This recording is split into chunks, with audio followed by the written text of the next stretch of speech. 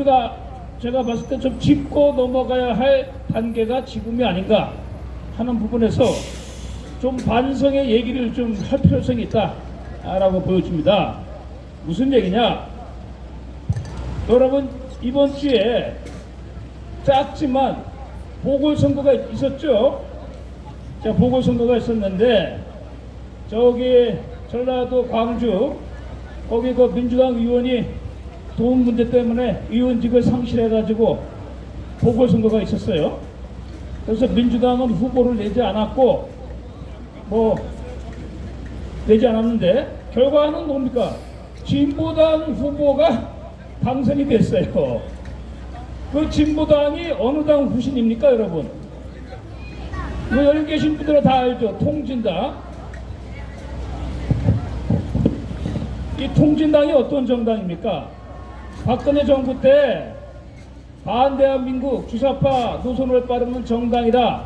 그래서 헌법재판소에서 위헌 판결을 받아서 정당이 해산됐는데 그 속에 또 구성원들이 또 나와가지고 진보당이다는 상표를 걸어가지고 또 신장개혁을 해가지고 이번에 또 뭡니까? 성공한 거야, 여러분. 이게 헌법재판소에서 반대한민국이고 북한을 추종하는 정당이라고 해봤자 또 나가서 그냥 간판 바꿔가지고 들어가면 또 당선되는 게 지금 대한민국의 현실입니다, 여러분. 그리고 사실 민주당이 그것을 사실상 방조 묵인하지 않았습니까? 그러니까 이 민주당은 주사파의 숙주 정당이에요. 민주당을 매개로 해가지고 주사파들이 침투해가지고 그 당을 장악하고 있기 때문에 저 말도 안 되는 압박과 입법과 어거지를 쓰고 그 쥐새끼 이재명을 위해서 방탄 역할을 해주고 있는 것입니다, 여러분. 또 광주 시민 여러분, 좀 싫은 소지만 한마디 해야 되겠습니다.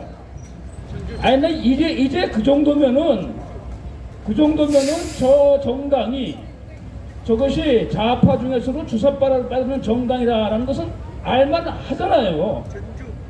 알면서도 어떻게 그 후보를 가지고 당선시켜서 국회의원으로 만들어줍니까, 이게? 물론 그 속에도 부정선거의 어떤 가능성도 우리가 생각해 볼 수가 있겠죠. 그러나 일단 그것은 그렇게 유보해두고 나타난 결과를 봤을 때는 결국은 이석기가 다시 국회에 들어간 거나 마찬가지예요. 그렇지 않습니까, 여러분? 아니, 그 진보당이 전신이 통진당이고 통진당의 그 괴수가 이석기였는데 얘는 지금 석방돼가지고 있는데 걔가 사실상 뒤에서 다 컨트롤하고 있지 않습니까?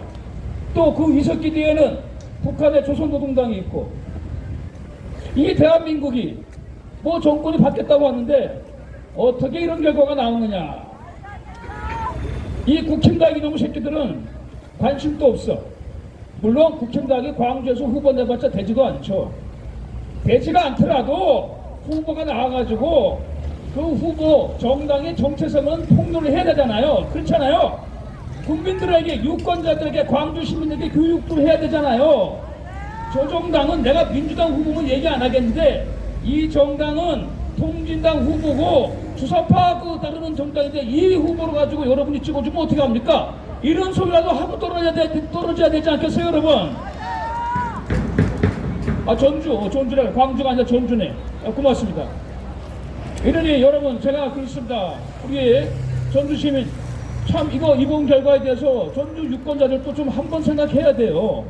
전통적으로 민주당을 지지하던 지역이기 때문에 민주당 후보가 연관되어 있는 후보를 선택했더라면 의뢰 그런가 보다라고 하는데, 아니, 진보당은 통진당 후시라는 거 다 알고 있는데 알면서도 그 통진당, 진보당은 북한의 주사파, 북한의 지령을 받는 정당이라고 알면서도 찍어주는 건 도대체 이게 무슨 좋은 겁니까, 이게, 여러분?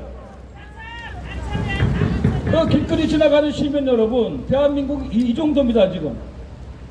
그야말로 북한의 조선노동당을 따르는 공공연하게 그렇게 알고 있는, 다 알려진 후보가 나와도 대한민국 국회의원이 되는 그것이 지금 대한민국의 현실이다, 이런 얘기입니다, 여러분. 그런데 이 국힘당 이놈의 새끼들은 대한민국을 위해서 쓴소리 하는 사람은 입 다물게 하고 좌파들 좋아하는 얘기만 하고, 그러니 이놈들이 선거에서 이길 수가 있겠어요? 뭐 내년에 선거 1년 남은 선거에서 무슨 국힘당 여당이 200석 이상 차지해야지 된다. 아이고, 저는 어림없는 소리입니다. 지금 상태가 유지되거나 뭐 집권당이가 조금 나오더라도 별로 바뀌지 않는 결과가 나올 가능성이 상당히 높다. 국힘당이 저렇게 해봤자, 또 조정당이 만약에 200석 차지하면 뭐합니까? 지금 115석이 적은 숫자가 아니에요. 그 중에서 한 놈이라도 제대로 싸우는 놈이 있습니까, 여러분? 무슨 200석에 200석 갖다, 아니 250석 갖다 줘봐. 통진당 같은 거 진보당 5마리한테도 못 당하지. 이렇습니다. 그러니까 이 윤석열 대통령도 냉정하게 생각해야 돼요. 원래 5년제 단임제에서 2년차는 대통령의 힘이 가장 받을 때예요. 2년차에 선거하면 무조건 이기게 돼 있어, 대통령이나 여당이.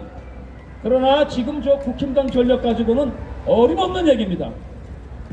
윤석열 대통령도 저 수가 있어봤자 아무 영향도 없는 놈 이끌고 갈 것인가, 혼자서 싸워가지고 애국 시민들 믿고 마지막 대한민국을 지키기 위한 결사항전을 할 것인가 하는 심각한 고민을 해야 될 시기다, 이렇게 생각하는데 여러분 어떻게 생각하십니까? 다음은 여기 계신 우리 저를 포함해가지고 우리도 반성해야 될 부분입니다. 뭐냐? 울산시 교육감에서 또 좌파 교육감이 또 당선됐어요, 여러분. 이게 도대체 어떻게 된 겁니까, 여러분? 그게 예를 들어서 뭐 민주당이 강세를 보이고 있는 전라도에서 뭐 됐다 그러면 어쩔 수가 없어. 제주도에서 됐다면 어쩔 수가 없어. 아, 울산이 노조가 강하다고 하지만 그대로 뭐 지역으로는 영남이라고 하는데, 더구나 정권이 바뀌었다고 하는데 또 보니까 그 좌파 교육감 당선자하고 2등 보수 후보자하고 차이가 엄청나. 이건 뭐냐? 국힘당 이 새끼들은 교육감에 대해 가장 관심도 없어요. 저 민주당이나 야당은 교육의 중요성을 알기 때문에 사실상 그들이 지원하잖아요. 그 후보가 사실상 나가서 교육감이 됐잖아요. 근데 국힘당 이 새끼들은 교육을 나발이고 우리 중고등학교 애들이 무슨 교육받는지 관심이 없으니까 교육감에 대해서는 아예 그냥 내뱉겠지. 그러니까 겨우 그 목은 우리 시민들이 해야 되잖아요. 그러니까 사실 애국 시민들, 태극기 시민들, 우리들이 할 수 있는 공부는 사실 교육감 선거 정도는 우리가 영향을 발휘할 수가 있어요. 잘만 하면은 애국 후보가 교육감으로 당선될 수가 있는데 안 돼. 왜냐? 그건 우리도 반성해야 돼. 울산에서 교육감 선거 벌어지는데 그거 관심 있는 우리 시민단체, 애국단체 한 명도 못 봤습니다. 우리가 정말 나라 살리려면은 비록 지역은 울산이지만 여기 있는 우리 태극기 세력, 우파 세력, 또 보수 후보 세력이 어떻게든 간에 연대를 해가지고 제대로 된 후보를 해가지고 옹립해가지고 어떻게든 간에 좌파 교육감이 되는 걸 막아야 되잖아요, 여러분. 그리고 이게 보궐선거는 투표율이 낮기 때문에 조직력이 강한 팀이 이겨요. 그러면 상식적으로 그러면은 집권당이 내세우는 후보가 이겨야 되는데 아시다시피 국힘당 이 새끼들은 교육감 선거는 관심도 없으니까 사실 우리가 잘 짜면은 울산 교육감 정도는 뺏어올 수도 있는데 또 실패했어. 작년 6월달에 서울시 교육감 우리가 실패했잖아요. 그때도 그냥 2명이 나와가지고 말입니다. 서울시 교육감 팔아먹어가지고 조현이 또 당선되고. 그래서 저는 좀 냉정하게 생각해서 우리 태극기 세력, 우리 우파 사람들도 좀 반성해야 돼요. 우리가 여기 국힘을 비롯해가 우리 국보를 비롯해가지고 각자 조직해갖고 각자 해야 되지만 중요한 순간에는 우리가 연대 조직해가지고 어떻게 하느냐, 좌파들이 대한민국의 중요한 자리를 잡는 걸 막아야 돼요. 그러면 사실 울산시 교육감은 전국적으로 우리가 태극기 세력, 애국 세력이 힘을, 지혜를 모아가지고 조직적으로 움직여가지고 그건 뺏어 왔어야 되는 거예요. 국힘당 새끼들이 아무것도 안 하니까 우리대로 해야 되지 않겠습니까, 여러분? 자, 이게 참 그래서 참 위기다. 그런 점에서 이게 사실 이게 우리가 열심히 하고 있지만 사실 결과가 없습니다. 우리가 국회의원이야 국힘당 저놈들이 말입니다. 이용만 헤쳐먹고 표만 얻어쳐먹고 대표인들 치니까 어쩔 수 없다고 하더라도 아니 시의원, 구의원 정도 하나 정도는 어떻게 하든 간에 애쓴 사람들, 태극기 마인드를 갖고 있는 사람이 들어가야 되지 않겠어요? 하다못해 교육감 정도는 어떻게 우리가 이 힘을 모아가지고 만들어줘야 되는데 우리의 역량이 결집이 안 돼. 우리 보수 우파 세력도 수가 많아요. 좌파보다 훨씬 많은데 이게 콩가루입니다. 우리도 반성해야 돼요. 각자 활동하는 건 좋지만 어느 순간에선가부터 태극기 세력의 리더는 나다, 내가 주도해야 된다, 이런 마인드가, 이런 마음이 있는지 아닌가 하는 부분을 좀 반성해야 되지 않겠는가 하는 것을 제가 문제 제기를 하고 싶습니다. 각자 열심히 하되 중요한 거 교육감 선거 안 되면 뭐 지방의회, 시의회, 군의원이라도 태극기를 들고 나온 사람이 후보로 나오면 그 사람을 만들 수 있도록 우리가 좀 조직적으로 움직여야 되지 않겠습니까, 여러분? 그렇습니다. 자, 오늘은 좀 제가 무거운 얘기를 하고 어찌 보면 저를 포함해서 우리도 좀 반성해야 될 부분을 얘기를 했는데 그만큼 지금 대한민국이 저 좌파들, 보수파들, 저놈들 뭐 이재명 지새끼 저렇게 해도 저놈들은 저놈들 길대로 가는 거예요. 예? 그거 보세요.